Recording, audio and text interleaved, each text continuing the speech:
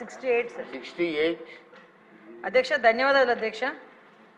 ఎందుకంటే ఈ క్వశ్చన్కి అంటే క్వశ్చన్ వేసిన వాళ్ళు లేకపోయినప్పటికీ కూడా ఈ క్వశ్చన్కి సంబంధించిన వివరాలు సభలోని ప్రజలకి తెలియజేయవలసిన అవసరం ఉంది కాబట్టి ప్రత్యేకంగా తమని రిక్వెస్ట్ చేసుకోవడం జరిగింది అధ్యక్ష. అవకాశం ఇచ్చినందుకు ప్రత్యేకంగా మీకు ధన్యవాదాలు తెలియజేసుకుంటున్నా. ఎందుకంటే పరిస్థితి ఏంటంటే ఇప్పుడు వైఎస్ఆర్సీపీ పార్టీ వాళ్ళు సానుభూతి పరుల మీద దాడులు జరుగుతున్న విషయం వాస్తవమేనా అని చెప్పి వాళ్ళే క్వశ్చన్ అడిగి ఈరోజు వాళ్ళే ఈ క్వశ్చన్కి సమాధానం తీసుకోవడానికి రాలేకపోవడం అన్నది చూస్తూ ఉంటే అక్కడే వాళ్ళ తాలూకా డొల్లతనం అనేది చాలా క్లియర్గా కనిపిస్తుంది అధ్యక్ష. ఎందుకంటే అధ్యక్ష ఉత్తరాంధ్రలోని ఒక సామెత ఉంటుంది అధ్యక్ష, అది ఇక్కడ చెప్పొచ్చో చెప్పకూడదో తెలియదు కానీ తప్పు అయితే క్షమించండి, తప్పు అయితే రికార్డులను తొలగించండి, తప్పు కాకపోతే మాత్రం ఉంచండి అధ్యక్ష. మొగుడిని కొట్టి మొగసాలు ఎక్కిందట ఇలా మాట్లాడతారు అధ్యక్ష ఉత్తరాంధ్రలోని కూడా. ఎందుకంటే కొట్టేసి ఎక్కడ దాక్కుంటారనమాట. వీళ్ళ పరిస్థితి ఎలా ఉందంటే అధికారం కోల్పోయి 11 సీట్లకే పరిమితం అయినప్పటికీ కూడా తిరిగి వచ్చి టీడీపీ కార్యకర్తల మీదే దౌర్జన్యాలు చేసి టీడీపీ కార్యకర్తలని చంపి మళ్ళా పైగా వాళ్ళ మీద ఏవో దాడులు జరిగిపోతున్నాయో వాళ్ళ తాలూకా వాళ్ళు ఎవరు చంపేస్తున్నారని చెప్పి ఇక్కడెక్కడా ప్లేస్ లేనట్టుగా ధర్నా చేయడానికి ఢిల్లీ నడివీధుల్లోకి వెళ్ళి కూర్చొని మేము ధర్నా చేస్తామన్నా 11 మందితో వెళ్ళి కూర్చొని ధర్నా చేయడం అన్నది చూస్తూ ఉంటే చాలా విడ్డూరంగా అనిపిస్తుంది అధ్యక్ష. ఎందుకంటే ఈ మాట చెప్తున్నాను అధ్యక్ష, లాస్ట్ 5 సంవత్సరాలు అంటే మొన్న గవర్నమెంట్ వచ్చింది తర్వాత టీడీపీ ఎన్డీఏ కూటమి వచ్చిన తర్వాత నుంచి ఈ రోజు వరకు పొలిటికల్ హత్యల్లో ఒక 4 హత్యలు జరిగితే ఆ 4 హత్యల్లో ముగ్గురిని తెలుగుదేశం పార్టీ కార్యకర్తలనే చంపేసిన పరిస్థితి కూడా మనందరికీ కూడా తెలుసు అధ్యక్ష. ఈ విషయాన్ని కూడా చాలా క్లియర్గా మేమందరం కూడా ప్రెస్లో కూడా చెప్పడం జరిగింది, విత్ క్రైమ్ నెంబర్స్ నేనైతే ఇవ్వడం జరిగింది అధ్యక్ష. ఇవన్నీ పక్కన పెడితే ఇప్పటికీ కూడా చాలా మంది తెలుగుదేశం పార్టీ కార్యకర్తల మీద వైఎస్ఆర్సీపీ నాయకులు సోషల్ మీడియాలో దాడి చేస్తున్నారు, వ్యక్తిగతంగా దాడులు చేస్తున్నారు, వాళ్ళ ఆస్తుల మీద దాడులు చేస్తున్నారు. అంటే ఇప్పటికీ కూడా అంటే ఎందుకు చెప్తున్నానంటే వాళ్ళు తిరిగి మేము చేస్తున్నామని చెప్పి టీడీపీ వాళ్ళు చేస్తున్నారు, జనసేన వాళ్ళు చేస్తున్నారు, బీజేపీ వాళ్ళు చేస్తున్నారని చెప్పి ఢిల్లీ నడివీధుల్లో కూర్చొని 36 మంది పొలిటికల్ హత్యలు జరిగినాయని ఎంత సిగ్గు లేకుండా మాట్లాడుతున్నారో ఒకసారి మనం కూడా ఆలోచించుకోవాలి అధ్యక్ష. ఇది రాష్ట్ర ప్రతిష్టకి సంబంధించిన విషయం అధ్యక్ష. ఈరోజు 45 రోజుల్లోని ఒక ప్రతిపక్ష హోదా కూడా లేని ఒక ఎమ్మెల్యే, ఒక ప్రతిపక్ష సంబంధించిన ఎమ్మెల్యే ఢిల్లీ దగ్గరికి వెళ్ళి 36 హత్యలు రాజకీయ హత్యలు జరిగినాయి అంటే ఢిల్లీ మీడియా అడిగింది 36 మంది పేర్లు ఉన్నాయని అడిగితే కనీసం పేర్లు కూడా చెప్పడానికి ఇష్టపడక పేర్లు లేవు కాబట్టి చెప్పలేక పక్కకి వెళ్ళిపోయే పరిస్థితి. ఈరోజు మేము అడుగుతున్నాం, అరే 36 హత్యలు జరుగుతున్నాయని అడుగుతున్నావు, ఎక్కడికో వెళ్ళి మాట్లాడుతున్నావు, అసెంబ్లీ సమావేశాలు జరుగుతున్నాయి అక్కడికి వెళ్ళి ధర్నా చేసావు. ఈ రోజు ఇక్కడికి ఆల్రెడీ నువ్వు అమరావతి వచ్చావన్న సంగతి ఇక్కడ మా అందరికీ తెలుసు. ఈ రోజు వచ్చి అసెంబ్లీలో కూర్చొని ఆ 36 మంది వివరాలు ఇచ్చే దమ్ము లేదా నీకు? ఈరోజు ఆ 36 మంది వివరాలు మాకు ఇచ్చి దాని మీద ఎంక్వైరీ చేయించుకునే దమ్ము లేదా నీకు? ఈరోజు అసెంబ్లీ సాక్షిగా అడగాల్సిన వాటిని పక్కన పెట్టుకొని ఎక్కడో ఢిల్లీలోకి వెళ్ళి రాష్ట్ర ప్రతిష్టను దెబ్బతీసే విధంగా రాష్ట్రం మీద రక్తమరకలు అంటినట్టుగా వాటన్నిటికీ కూడా ఫోటో ఎగ్జిబిషన్ ఒకటి పెట్టి దాన్ని చాలా ఏమార్చి అక్కడ వాళ్ళని ఏదో రకంగా పెట్టుబడులు రాకుండా పరిశ్రమలు రాకుండా అడ్డుకోవడానికి ఒక కుట్రపూరితమైన వాతావరణాన్ని సృష్టించడానికి మాత్రమే చేస్తున్నాడు అధ్యక్ష. ఇతగారి తాలూకా నైజం కూడా చెప్పాలి అధ్యక్ష. అధికారంలోకి వచ్చిన తర్వాత 2024 అధికారంలోకి వచ్చింది అధ్యక్ష. ఎంత దారుణం అంటే అమరావతికి బస్సు యాత్రకి సాక్షాత్తు 14 సంవత్సరాలు ముఖ్యమంత్రి చేసిన చంద్రబాబు నాయుడు గారు బస్సు యాత్రకి వెళ్తే ఆ బస్సు మీద రాళ్ళు రువ్వితే అధ్యక్ష అప్పుడున్న సాక్షాత్తు డీజీపీ గౌతమ్ సవాంగ్ గారు భావ స్వేచ్ఛ ప్రకటన మాట్లాడిన సందర్భాన్ని కూడా ఈరోజు గుర్తు చేయాలి అధ్యక్ష. ఎందుకంటే ఆ రోజు శాంతి భద్రతలు ఎలా ఉన్నాయి, ఈ రోజు శాంతి భద్రతలు ఎలా ఉన్నాయి కంపేర్ చేయడానికి మీరు నాకు 5 నిమిషాలు టైం ఇవ్వాలి. ఎందుకంటే ఇది రాష్ట్ర ప్రతిష్టకు సంబంధించిన విషయం. ఆ రోజు ఆత్మకూరులో ఒక ఊర్లోని ఒకరిని వెలివేస్తే ఒక గ్రూప్ ఆఫ్ పీపుల్ని వెలేస్తే వాళ్ళ దగ్గరికి వెళ్ళడానికి వెళ్తే సాక్షాత్తు ముఖ్యమంత్రి 14 సంవత్సరాలు ముఖ్యమంత్రి చేసిన వ్యక్తి ఇంటి దగ్గరికి వెళ్ళి ఆ గేట్లకి తాడులు కట్టారు అధ్యక్ష.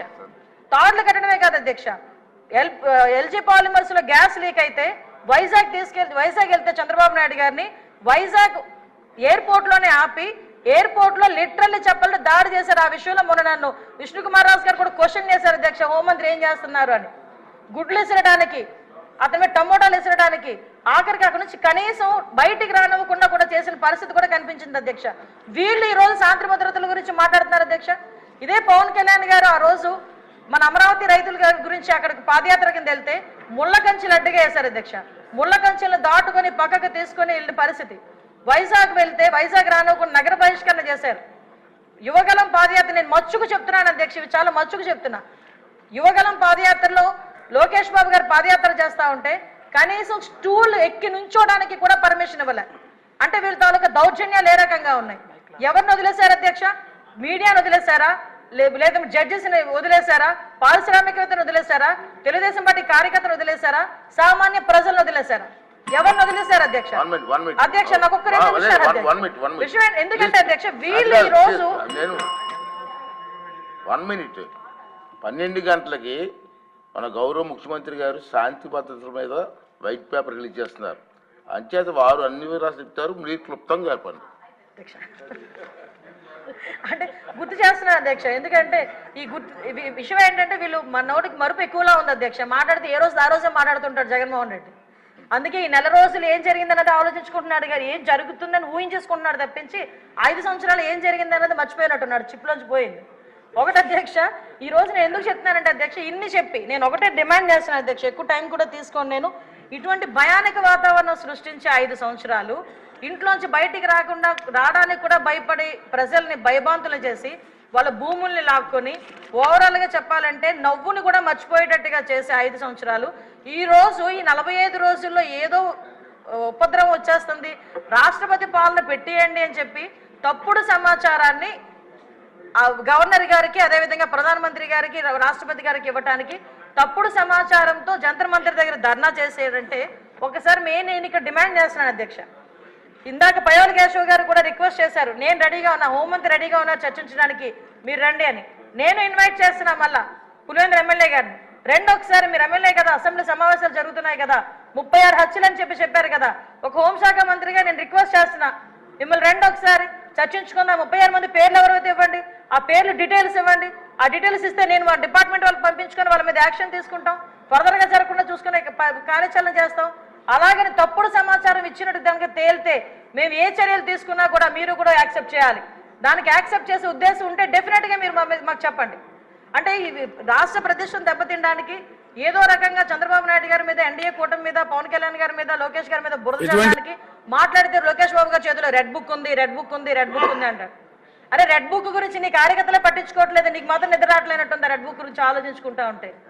విషయం ఏంటంటే ఆ రెడ్ బుక్ అనేది అవినీతి చేసిన వాళ్ళు, తప్పుడు పనులు చేసిన వాళ్ళ గురించి. ఈరోజు భుజాలు తడుముకుంటున్నారు, నాకు అర్థం కావట్లే. దయచేసి ఒకటే చెప్తున్నాను అధ్యక్ష, ఇటువంటి చవకబారు ఆరోపణలు గవర్నమెంట్ మీద చేసి చవకబారు ప్రశ్నలు వేసి రాష్ట్ర ప్రతిష్టను దెబ్బతీయకుండా ఉండే పరిస్థితి పులివెందుల ఎమ్మెల్యేకి రావాలని మనస్ఫూర్తిగా కోరుకుంటూ సెలవు తీసుకుంటున్నాను అధ్యక్ష.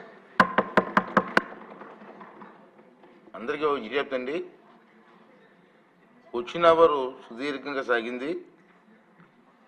మధ్యాహ్నం 12 గంటలకి మన సీఎం గారు శాంతి భద్రతలపై శ్వేతపత్రాన్ని రిలీజ్ చేస్తున్నారు.